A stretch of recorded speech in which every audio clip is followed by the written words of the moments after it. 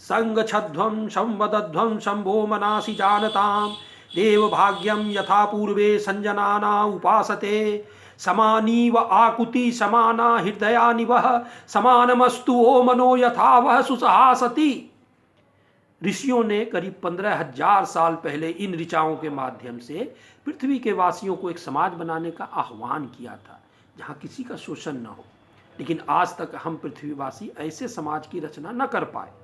Navyug channel के माध्यम से ऐसे ही समाज की रचना के लिए मैं आशा की गीत लाया हूँ।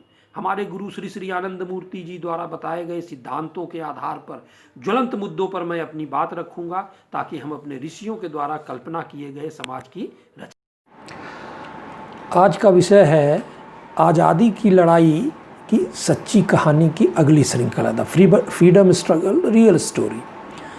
आज हम चर्चा करेंगे भारत छोड़ो आंदोलन की। पिछली चर्चा में हम लोगों ने कांग्रेस के द्वारा चलाए गए 2 आंदोलनों की गहन चर्चा की, असहयोग आंदोलन और सविनय अवज्ञा आंदोलन, civil disobedience movement.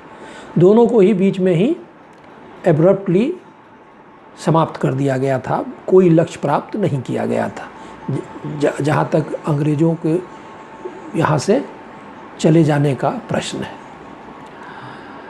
Subhash Bose अपने ऑटोबायोग्राफी द इंडियन स्ट्रगल में लिखते हैं कि 1938 में एज ए कांग्रेस प्रेसिडेंट उन्होंने ब्रिटिश गवर्नमेंट से किसी भी कॉम्प्रोमाइज़ का विरोध करना शुरू कर दिया। कांग्रेस बेसिकली शुरुआती दौर में तो पिटीशन और प्रेयर का एक जो है संस्था था। बाद में मूवमेंट शुरू हुआ नॉन कोऑपरेशन वाला कि हम अब कोऑपरेट नहीं करेंगे। लेकिन जब उन्होंने ऐसा शुरू किया तो गांधी जी और उनके अनुयायियों ने उनका ही विरोध करना शुरू कर दिया। यूरोप में वार की स्थिति को भांपते हुए Subhash Bose was a super intelligent man. Subhash Bose एक बड़े मिलिटेंट मूवमेंट की तैयारी की बात कर देश में लोगों को जागृत कर रहे थे और वे हर जगह घूम घूम कर जो है भाषण दे। उनके भाषण में 10 लाख तक लोग जुटते थे। उनकी जो पर्सनालिटी थी चमत्कृत लोगों को कर देती थी। लेकिन जो गांधी जी और उनके अनुयायी जो सत्ता में आए थे, गवर्नमेंट ऑफ इंडिया एक्ट 1935 के तहत जो डायरकी ख़त्म की गई थी स्टेट में, तो उसके तहत जो सत्ता में स्टेट में आए थे वे सत्ता खोना नहीं चाहते थे, इसलिए वो उस समय मूवमेंट किसी आंदोलन के लिए तैयार नहीं थे। लेकिन सुभाष बोस समझ रहे थे कि ये परिस्थिति ऐसी होगी जो ब्रिटिश के लिए एक डिसएडवांटेजियस परिस्थिति होगी अगर वार की स्थिति हो गई यूरोप में। इसी बीच 3 सितंबर 1939 को ब्रिटिश सरकार ने जो जर्मनी ने लड़ाई छेड़ी थी उसमें जो है भाग लेने का अपना डिसीजन दे दिया और वार में शामिल हो गए। उसी दिन भारत में गवर्नर जनरल ने बिना किसी भारतीय नेताओं से डिस्कशन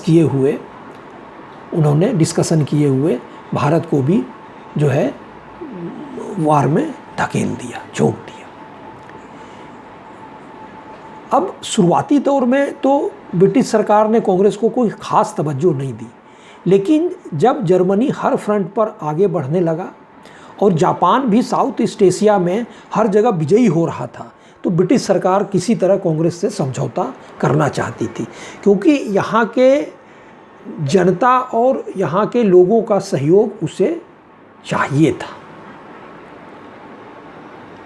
इसी बीच सुभाष बोस क्या किए, वो अंग्रेजी हुकूमत को चकमा देकर देश से बाहर भाग गए और जर्मनी में हिटलर से मिलकर भारत की आज़ादी के लिए तैयारी करने लगे।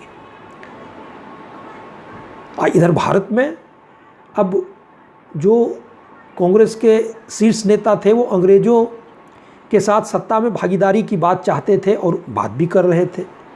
लेकिन वाइसराय ने जो अगस्त ऑफर दिया और क्रिप्स मिशन जो भेजा गया ब्रिटेन सरकार ने लंदन से, उसको स्वीकार नहीं किया गया, कांग्रेस ने स्वीकार नहीं किया।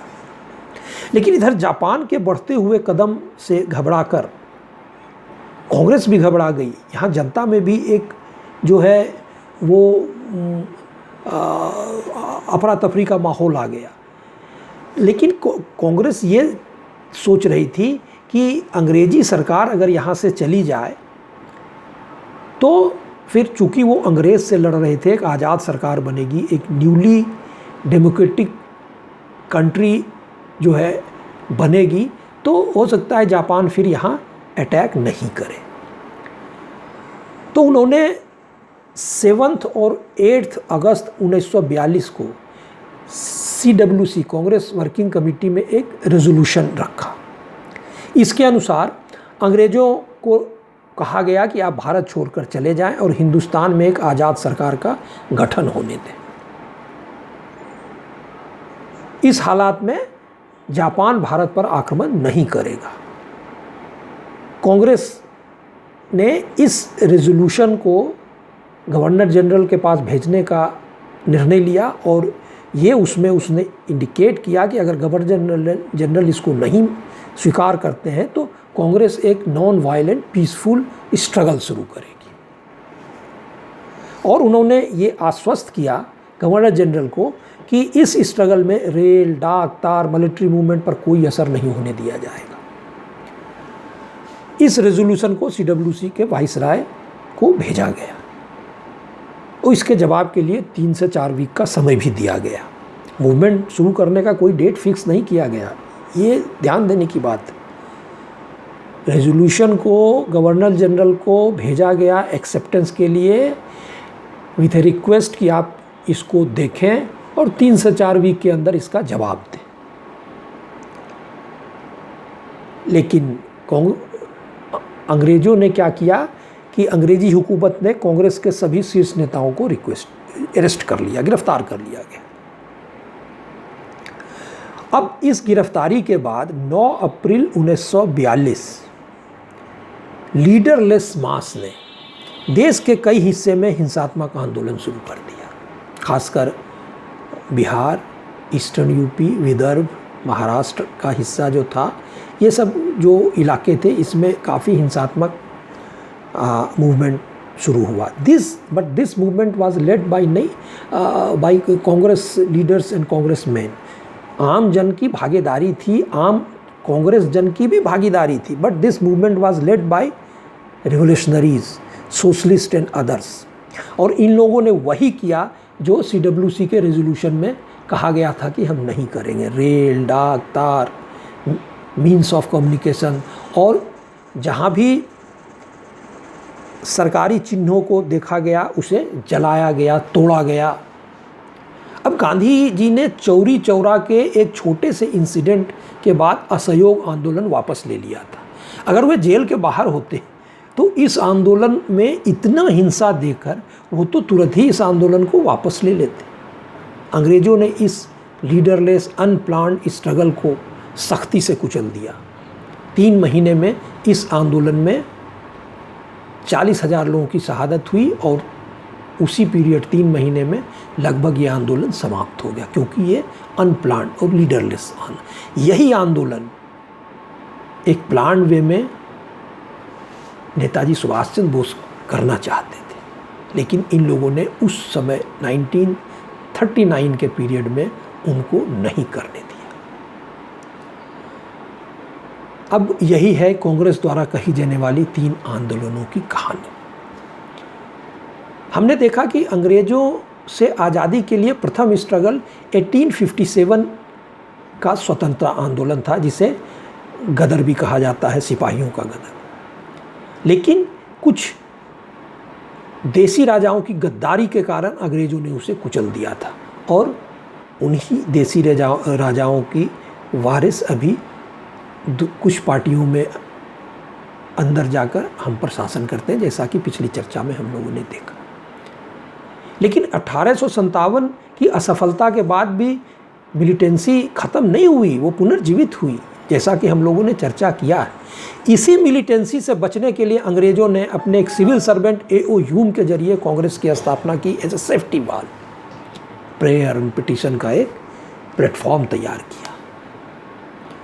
लेकिन 1905 में गरम दल मुखर हुआ और कांग्रेस का लक्ष्य उन्होंने उस समय रखा था पूर्ण स्वराज, लेकिन 1907 में सूरत कांग्रेस में बाइफर्केशन हुआ और पूर्ण स्वराज की जो कल्पना की थी गरम दल वालों ने, उसको हटाकर फिर से उन्होंने वही डोमिनियन स्टेटस का और कहना शुरू किया, और उसको पाने का तरीका क्या था, तो कॉन्स्टिट्यूशनल बदलाव।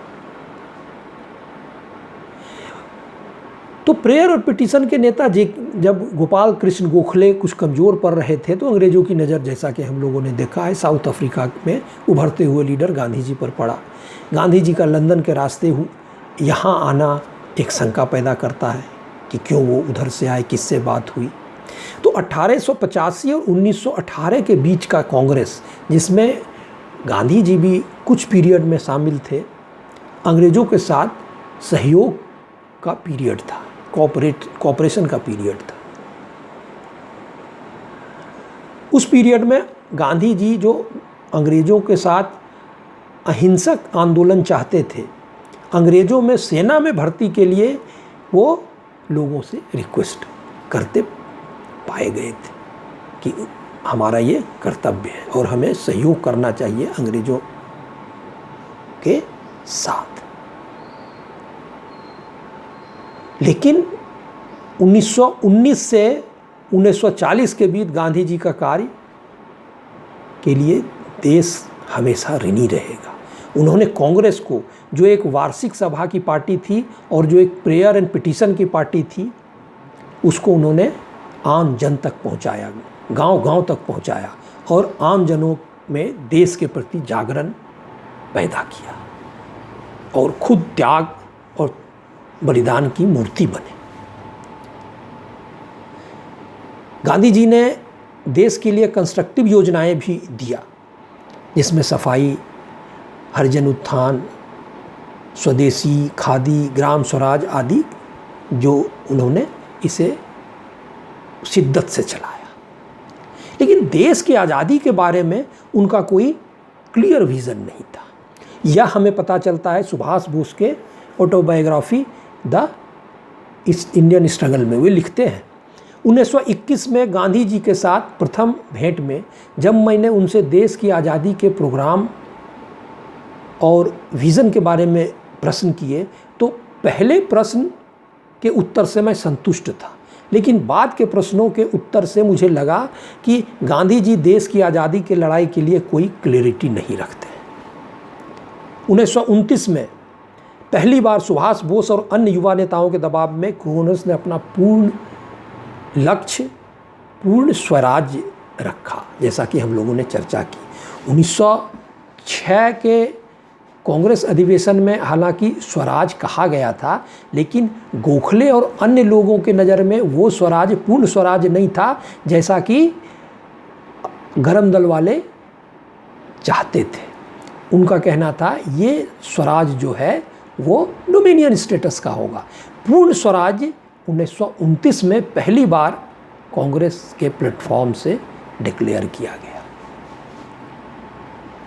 अब कांग्रेस के दो आंदोलनों की चर्चा से हम देखते हैं कि इन आंदोलनों का लक्ष्य कहीं भी अंग्रेज़ों को भारत से भगाना नहीं था।